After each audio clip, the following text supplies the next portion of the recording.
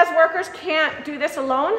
We need folks that are really behind us, not only legislators like the champion lead sponsors we have on this bill, but also in our broader labor community. And so I want to introduce Patrick Crowley, who is the Rhode Island AFL-CIO Secretary-Treasurer.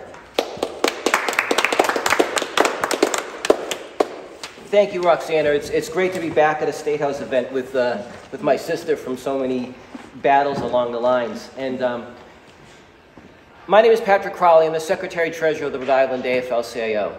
On behalf of the 80,000 members that we represent in the state of Rhode Island, we are in full support of this legislation. And I want to thank Representative Diaz, Senator Cano, Representative Morales, working class heroes all, for taking the initiative to make sure that this bill sees the light of day and for fighting so hard for it.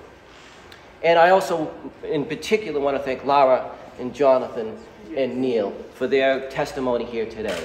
I mean, anything that we say is really secondary compared to the voices of workers right on the front lines. Yes. Now, I'm sure, like me, you all have seen those yard signs that say, "Thank you, essential workers." Not one of them is going to pay the heating bill.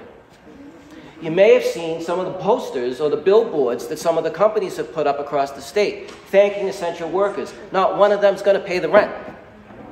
You know what's going to pay the rent for these people? This bill. It's time. It's time we pass it. The state of Rhode Island should not be in the business of depressing wages for working class men and women. The state of Rhode Island should be in the business of raising the wages of working class women, of raising working standards, of treating people with respect. The status quo does the opposite. And it's not anyone's fault, but when people talk about structural discrimination, structural racism, classism, that's the status quo. You want to change that, you pass this law. And you should pass it as soon as possible. Because Lara and Jonathan and Neil and all of our sisters and brothers who do this work deserve that level of respect. Thank you for having me here tonight, and let's make sure this passes this year. Thank you.